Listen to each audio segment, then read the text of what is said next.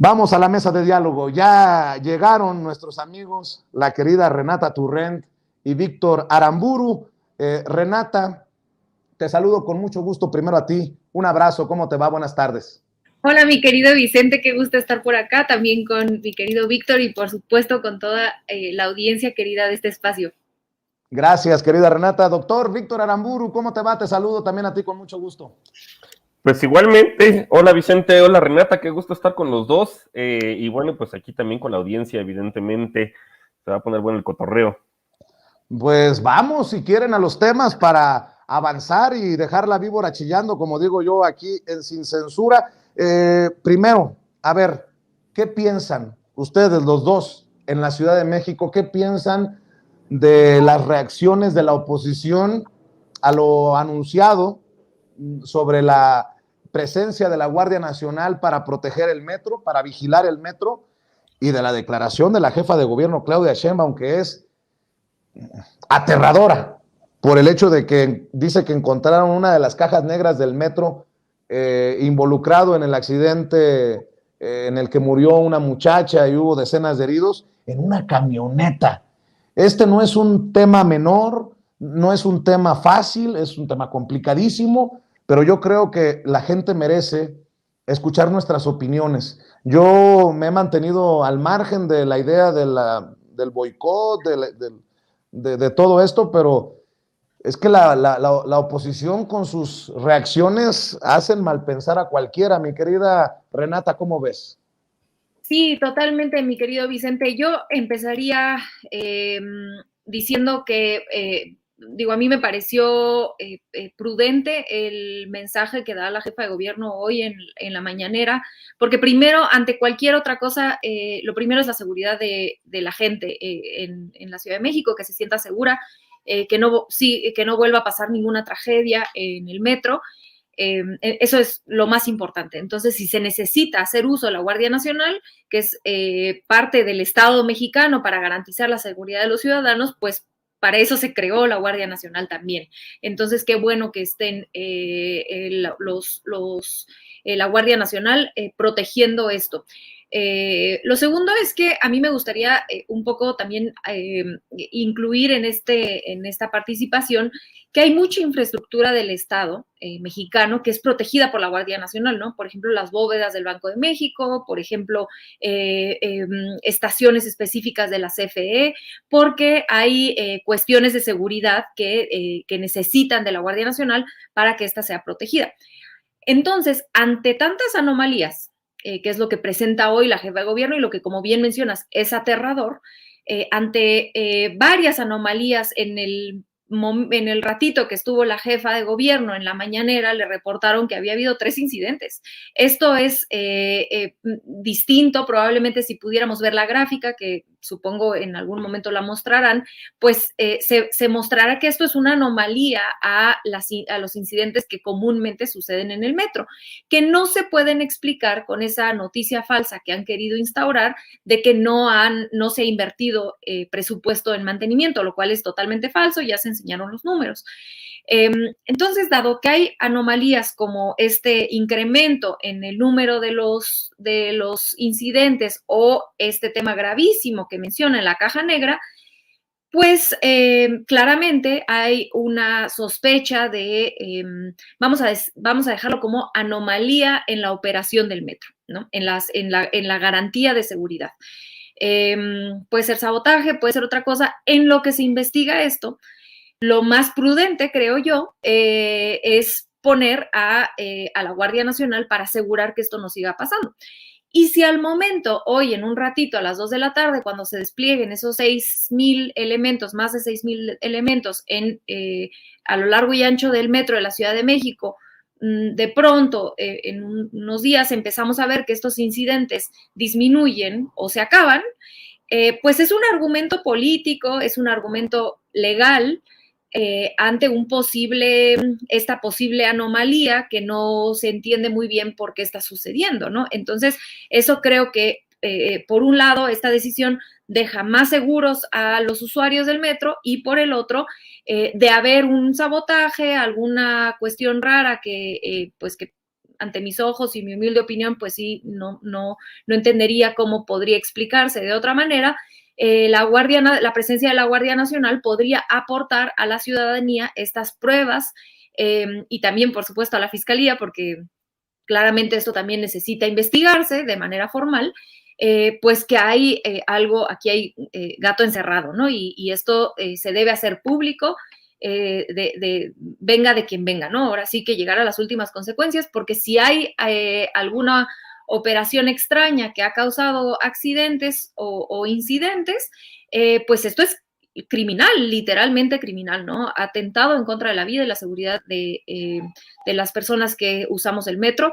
Entonces, a mí me parece una acción muy prudente por parte del gobierno de la Ciudad de México y, por supuesto, con el apoyo del gobierno federal, mi querido Vicente, mi querido Vic, a menos de su mejor opinión.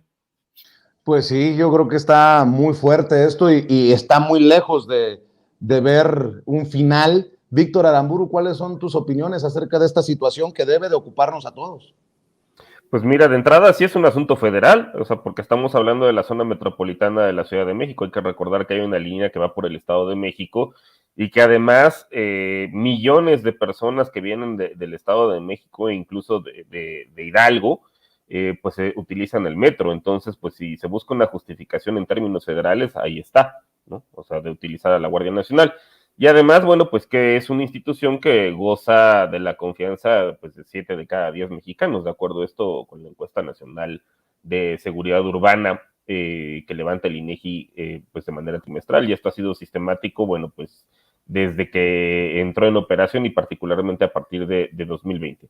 Ahora, pues sí, yo coincido con lo que ha mencionado tanto la jefa de gobierno como ahorita Renata, y tú también, Vicente, pues que yo no les llamaría hechos atípicos, yo les llamaría eventos improbables, ¿no? En el sentido de que, bueno, pues sí, puede haber un accidente, esas cosas suceden no solamente suceden en el Metro de México, sino suceden en los metros de prácticamente todo el mundo, pero una vez al año, ya de manera cotidiana y además que se le dé tanto revuelo en los medios, pues lo pone a uno a pensar, ¿no? Digo, tampoco descarto que ese tipo de cosas puedan suceder. Digo, si nos ha tocado un temblor del 19 de septiembre 3 veces, pues luego ese tipo de cosas pueden suceder, pero la verdad es que la probabilidad de que ese tipo de eventos de manera concatenada se den es muy baja. Y entonces aquí ya empieza a oler algo feo. Y luego también está el tema que dio a conocer la jefa de gobierno, que la caja negra de uno de los vagones, pues apareció en una camioneta. Entonces, pues esto ya da de qué pensar, ¿no? Y luego, bueno, hay que contextualizar, pues, en qué tiempo político estamos. Vienen las elecciones del Estado de México y como comenté, bueno, pues es un medio de transporte que no solamente beneficia a los habitantes de la Ciudad de México, sino también del Estado de México. Entonces, pues, habría que pensar a quién pensar mal, ¿no? Y en una de esas una cierta. Pues a quién beneficia este tipo pues de eventos desafortunados, pero pues habrá quien los capitalice, y ya vimos a los buitres, a los opilotes, luego, ¿no? Yéndose a tomar fotos, bueno, y luego el anuncio que se dio ayer de la alianza que siempre sí le van a ceder al PRI las candidaturas para el Estado de México y para Coahuila. Y luego, pues, está el cacique priista que sigue controlando el sindicato del metro. Pues da mucho que pensar, ¿no? Entonces, y bueno, y luego el mantenimiento también, que pues en las anteriores administraciones estuvo a manos de empresas ligadas a este cacique. Pues hay mucho que pensar. Entonces, y mucho que sospechar, pensaría yo, ¿no? Y ponerse sus picas. Entonces, pues qué bueno, yo lo celebro, o sea, que se utilice a una fuerza federal para un asunto que atañe a más de una entidad federativa, y ojalá la presencia sea 24 horas, porque yo pensaría que este tipo de eventos, si es que pues son provocados, se dan en horas en las cuales, o se hacen este tipo de sabotajes, en horas en las cuales la gente no está presente, ¿no? Entonces, así es. Que los cables, que si los rieles y cosas de ese estilo, pues a la hora que se les da mantenimientos por la noche. Entonces, ojalá pues acompañe también la Guardia Nacional a la hora en la cual se le da mantenimiento al metro, que la presencia sea 24 horas. Compañeros, amigos, reflexiones, si me permiten pedirlas, reflexiones sobre la cumbre, los resultados de la cumbre trilateral y las reuniones bilaterales con el primer ministro de Canadá, el presidente de Estados Unidos, obviamente el anfitrión, el presidente Andrés Manuel López Obrador. Les digo que me den sus reflexiones porque estoy leyendo las reflexiones de grandes periodistas como Sergio Sarmiento en el Reforma. Le dedica la columna al que llama el parlanchín. O sea, ya le llamaron momia echeverrista. Le han dicho de todo al presidente Andrés Manuel López Obrador. Lo malo es que es dictador, muy mal dictador, por cierto, para que le digan todo esto y no pase nada en nuestro país. Nótese mi sarcasmo. Dice Sergio Sarmiento, AMLO afirmó el 18 de junio de 2019, no me gusta la charlatanería, el hablar por hablar. Dice Sergio Sarmiento, el problema es que cuando toma un micrófono se le olvida. Y dice, entre otras cosas, en su columna, lo suyo realmente es hablar. El presidente López Obrador soltó este 10 de enero una respuesta de 28 minutos llena de digresiones y divagaciones a una pregunta de la reportera Sara Pablo. Se alargó tanto que impidió a Joe Biden responder a las preguntas que le dirigió la periodista mexicana.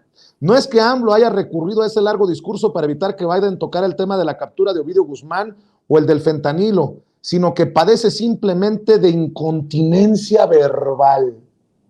¡A su madre! Incontinencia verbal. Miren nada más cómo son las cosas, pero Sergio Sarmiento no dice que no le dieron la oportunidad tampoco al presidente Andrés Manuel López Obrador de responder a una pregunta directa del corresponsal canadiense que le pedía al presidente Andrés Manuel López Obrador su opinión de lo que planteaba. Ah, no, eso no era importante, ¿no? Es que pobre Biden, casi se dormía y lo dejaron ahí parado por 28 minutos. Pobre Trudeau, que veía sus zapatos café mal boleados una y otra vez mientras era espectador de cómo el presidente Andrés Manuel López Obrador hablaba del Tren Maya, hablaba de la refinería de Dos Bocas, hablaba de sus programas sociales. Bueno, pero no es el único. Y también hay que decirlo, los ataques son contra la esposa del presidente, contra Beatriz Gutiérrez Müller, a quien le digo toda mi solidaridad, porque no podemos normalizar la misoginia, estos machitos que se creen grandes periodistas, pero que los traiciona, diría Sarmiento, su incontinencia verbal. Escuche, por ejemplo, a Pedro Ferriz de Con. Y perdón que me meta en este renglón, pero es que es escandaloso la manera en la que la señora Beatriz Gutiérrez Müller, que hasta donde tengo entendido no es la primera dama de México, sino la pareja del presidente de la República, está acostumbrándose a invadir la zona de confort de las personas. La semana pasada atacó a Lula da Silva cual si fuera una arribista. El día de ayer le quiso tomar la mano en lo que avanzaban Joe Biden, López Obrador, Jill Biden y ella.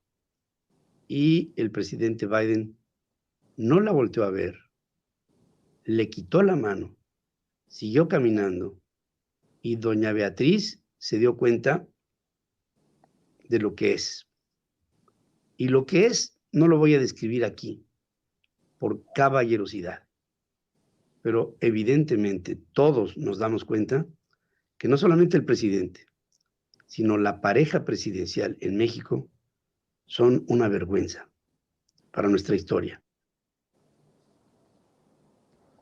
Es lo que dice Pedro Ferriz de Con.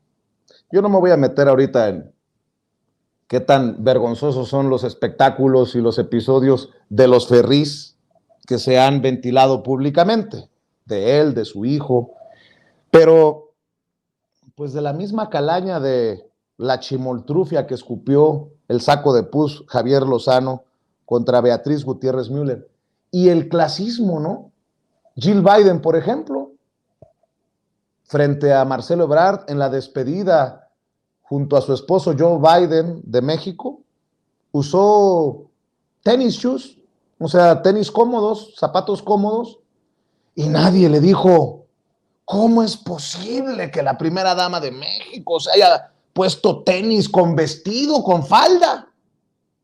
Pero bueno, perdón, la opinión más importante es la de nuestros amigos Renata Turrent y Víctor Aramburu. Renata, escucho tus reflexiones. Bueno, a mí la verdad es que no me deja de sorprender, como bien dices, querido Vicente, la misoginia de estos personajes, que todavía además cierra su comentario diciendo, no lo digo por caballerosidad, de verdad no entiende nada el señor sobre su misoginia, ¿no? Si la doctora Beatriz Müller hubiera sido tan despreciada como este señor inventa, por Lula, por la pareja Biden, por la pareja Trudeau, pues me cuesta trabajo pensar, yo no sé si no vio las fotos de todos abrazados y todos subidos en estas travesuras que contaba el presidente de la mañana. O sea, de verdad me sorprende y no tengo mucho más allá que decir, más que parece que viven en una realidad paralela. No sé qué cumbre vieron, no sé de dónde sacan esas ideas un poco pues, fantasiosas, un poco de Disneylandia y con muchísima misoginia definitivamente contra la doctora Beatriz, a quien me sumo a la solidaridad que tú ya bien expresas. Sobre lo que mencionan de los parlanchines, a mí me gustaría decir dos cosas. La primera es que sí, Andrés Manuel López Obrador está en su casa, está recibiendo y es normal que hable un poco más que el resto. Y dos, y más importante, claramente no se dan cuenta que en esa crítica que hacen al presidente sobre que según creen que decir que tardó mucho tiempo en contestar y que los tuvo ahí parados es una crítica, cuando en realidad de fondo pues no se están dando cuenta que están reconociendo un símbolo de poder del presidente López Obrador. Yo ya quisiera ver si el expresidente Peña hubiera podido estar contestando una pregunta, uno, de la manera tan elocuente como la hace el presidente López Obrador, y dos, planteándose políticamente, porque claramente fue una respuesta política el haberse parado a responder ahí como responden las mañaneras, es decir, haciendo un recuento de las políticas públicas exitosas de su administración frente a dos de los mandatarios más importantes del mundo. Si a mí alguien me dice que eso no es una muestra de poder político legítimo, pues yo no sé qué más ven. Entonces creo que le sale el tiro por la culata. Al final de cuentas, la crítica que hacen, desde mi punto de vista, un poco visibiliza esa muestra de poder que el presidente López Obrador hace con la respuesta de 27, 28 minutos. Y para cerrar, a mí me gustaría agregar una de las tonterías que dijeron sobre, en donde quisieron, a donde quisieron llevar la conversación de la cumbre, que fue el aterrizaje en el AIFA, ¿no? Que también ahí Loret de Mola anduvo muy insistente en que esa era la gran negociación que había hecho AMLO y que era lo único que había ganado y que por lo tanto le había salido muy barato a Biden. Miren, bueno, eso es una visión extremadamente reduccionista de todo un análisis mucho más complejo que es una cumbre y relaciones bilaterales con ambos países, ¿no? A mí me gustaría destacar, por lo tanto, uno, que en las cumbres pues generalmente se refuerzan relaciones y acuerdos o avances comerciales, políticos que ya se habían trabajado. No es como que en una cumbre de 2 días pues vas a crear toda una relación nueva desde cero, ¿no? Simplemente se ajustan, sirve para cuajar algunas cosas, generalmente las cumbres, ¿no? No es que en la cumbre se empiece desde cero. En ese sentido, claramente la relación se fortaleció, ¿no? Lo vimos todos en las fotos, creo que solamente Ferriz no lo vio, pero todo el mundo vimos que esa relación se fortaleció y que hubo acuerdos anunciados muy importantes. Hoy la Cancillería los anunció en la mañanera, que van muchísimo más allá del aterrizaje, muchísimo más allá, ¿no? Cuestiones migratorias, cuestiones comerciales, que verdaderamente vale la pena nada más escuchar lo que anuncia la Cancillería hoy para saber que va mucho más allá que un aterrizaje. Y el hecho de que el aterrizaje se pueda poner sobre la mesa de negociación significa que Biden y Estados Unidos, el gobierno de Estados Unidos en general, está exprimiendo todo lo que puede para negociar con el gobierno mexicano. ¿Y qué significa esto?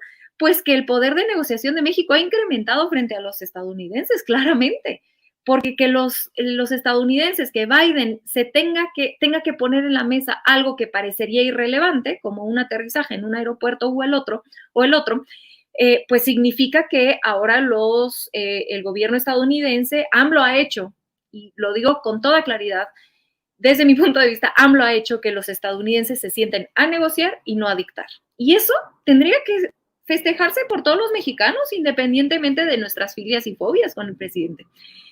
Y por último, quien me diga que el apoyo a Lula da Silva con el intento de golpe de Estado que logró sacar Andrés Manuel López Obrador en esta cumbre, cosa que, perdón, pero los estadounidenses jamás se habían metido, al contrario, en donde se meten es a favor de los golpes de Estado en contra de un presidente de izquierda. Y que ahora salgan públicamente a denunciar el intento de golpe de Estado y apoyar a Lula da Silva, que a mí me vengan a explicar cómo es que eso no es un triunfo diplomático del presidente López Obrador frente a esta gran idea que lleva el presidente tratando de construir desde ese gran discurso que hace en la CELAC, sobre esta unión de América, de toda América, ¿no? Pero que claramente la unión de América Latina o de las izquierdas en América Latina ha logrado que la fuerza política que tiene Latinoamérica y México frente a Estados Unidos, pues sea mucho más fuerte. Entonces, quien no quiera ver esto, mi querido Vicente, mi querido Vic, pues la verdad es que creo que vive en Disneylandia, por decirlo menos. Así es, Víctor Aramburu, dame tus opiniones. Pues yo coincido con mi estimada Renata, justamente, pues en lo que se fija la prensa hegemónica, ¿no? Que básicamente pues son en nimiedades, en estupideces, en cuestiones realmente sin importancia, que si los tenis, y bueno, y ahí obviamente su clasismo y su racismo siempre lo sacan a pasear. Digo, ya eso ya no es novedad, ¿no? Ya estamos más que acostumbrados a que se queden solamente en eso, justamente como dice el dicho, ¿no? Cuando el sabio señala la luna, pues el estúpido, el idiota se fija en el dedo, ¿no? Y justamente o sea, las cosas que están de fondo, ya mencionó algunas Renata, o sea, que tiene que ver, por ejemplo, bueno, pues cambio de posición que en alguna otra circunstancia, al menos hubiéramos escuchado un silencio ensordecedor, ¿no? Por parte de Estados Unidos en el intento de golpe de Estado hacia Lula. Y bueno, pues ahora sí vimos un pronunciamiento de manera conjunta, pues cosa que no se esperaban probablemente, pues esta derecha, ¿no? Que normalmente también suele apoyar los golpes de Estado, ya sea en Bolivia o recientemente en Perú, en otros lugares de América Latina. Y de hecho, bueno, pues a esto viene el artículo, ¿no? Bueno, el panfleto, lo que sea, la opinión de Carlos Loret, que menciona, bueno, pues me llamó la atención un párrafo en particular que dice: tercero, se lleva el CIDE México para sus planes de reubicación de empresas en Asia, lo que López Obrador entendió como sustitución de importaciones en su setentera manera de ver la economía y de semiconductores, ¿no? Y esto lo veo, o sea, como si Biden hubiera sacado esto en su beneficio, y pues yo más bien lo veo al revés, ¿no? Si esas empresas se van a venir a localizar a México, pues más bien ese es un golazo en términos de generación de empleo y de inversión extranjera, pues que va a venir hacia México, incluso no solamente de Estados Unidos, sino de propias empresas chinas, y es algo que ya estamos viendo. O sea, yo no veo de qué manera eso pueda ser algo que solamente beneficie exclusivamente a Estados Unidos. O sea, ese es un ganar-ganar para los tres países, y que además ya estaba contemplado en el TEMEC. Ya sé que les rechinan los dientes cada que ven el término sustitución de importaciones, pero eso es lo que es. Estamos sustituyendo importaciones que anteriormente venían de China, y pues el TEMEC tiene cláusulas para que cada vez haya un mayor contenido hecho en América del Norte. Y eso pues implica pues mejores salarios y mejores sueldos, y consumo pues de esta región. Y coincido con lo que menciona Renata. Ayer también había un tuit por ahí de Denise Dresser, que honestamente yo no sé por qué le damos tanta importancia a las estupideces que diga esta gente, ¿no? Pero bueno, ella mencionaba que, dice, Biden vino con un objetivo: promover la relación amistosa personal con AMLO, pensando que eso asegurará el control migratorio y desatorará el tema energético. Apeló a la vanidad y al ego del presidente mexicano. Veremos si la estrategia funciona o si solo sirvió para la foto. Digo, más allá de sus facultades telepáticas que tenga esta señora, me llama la atención, suponiendo que esto sea verdad, pues creo que esto no ha sucedido, yo creo que desde tiempos de López Portillo, que el México en general se encontraba en una posición de relativa fortaleza frente a Estados Unidos. Digo, siempre la relación va a ser asimétrica, eso ya lo sabemos, pero hay momentos en los cuales pues México tiene mayor poder de negociación. El otro que se me ocurre pues es durante la Segunda Guerra Mundial o en las vísperas de la Segunda Guerra Mundial, que el presidente Cárdenas aprovechó para nacionalizar el petróleo y posteriormente pues nos perdonaron la deuda y con tal de que siguiéramos con el abasto para el esfuerzo de guerra. Algo similar está sucediendo en este caso, que pues México tiene una posición de pues cierta fortaleza, dado el contexto internacional actual, y pues que el presidente la está sabiendo aprovechar bastante bien, en vez de andar de tapetito como en su momento a lo mejor hubieran estado Fox, hubieran estado Calderón, hubieran estado Peña Nieto, y pues esto en beneficio tanto de América Latina en general, por lo que ya comentó Renata respecto a las serie de golpes de estados fallidos, afortunadamente, que hemos visto pues recientemente, pero también a México, pues en términos de la generación de empleos y la atracción de inversión y pues de mejores salarios. Muy bien. Oye, mi querido Víctor Aramburu, ¿por qué no cerramos invitando a la gente a tus espacios, a tus trincheras, por favor? Pues ahorita seguimos en receso en Capital 21, pero bueno, pues se pueden meter al canal de YouTube de Capital 21 y con el hashtag Economía con Sazón, ahí pueden ver los episodios pasados de las temporadas anteriores. Ahí me encuentran en Twitter, ahí como lo ven, en @bdevíctoraramburucano, y pues de manera mensual en las columnas plebeyas de la revista Sentido Común. Pues un saludo a Renata y un gusto coincidir como siempre en este espacio y en otros también. Y pues a ti, Vicente, por la oportunidad de expresar nuestras opiniones. Claro que sí, Víctor, siempre este espacio es de todos. Mi querida Renata Turrent, con siempre la petición de que nos saludes y le des un abrazo a Renatititititita, ¿por qué no cerramos invitando a la gente también a tus trincheras? Claro que sí, mi querido Vicente. A mí me encuentran en @rturrent, como lo pueden ver acá, en Instagram y en Twitter. Voy a tratar de hacer TikTok, pero no sé si me dé la vida, solo ya lo abrí, ahí trataré de entrar algún día. Y también como Vic, me encuentran en Capital 21, como dice, estamos ahorita en receso para la siguiente temporada, pero igual pueden ver los episodios pasados, y aquí en este bellísimo espacio todos los jueves o viernes, casi siempre alguno de esos 2 días, y agradecerte a ti, mandarte un grandísimo abrazo, toda mi solidaridad ante todos los ataques que te tocan todas las semanas. También pedirle a la gente que te siga en Twitter, que es donde están más rabiosos la oposición contra ti, creo que contra todos nosotros. Y mandarle sobre todo un grandísimo beso a toda la audiencia, y a ustedes dos, por supuesto, un abrazo con todo mi cariño. Gracias, la querida Renata Turrent, el querido doctor Víctor Aramburu hablando con nosotros sin censura. Nos vemos, buenas tardes, y déjenme saludar a otro maestro.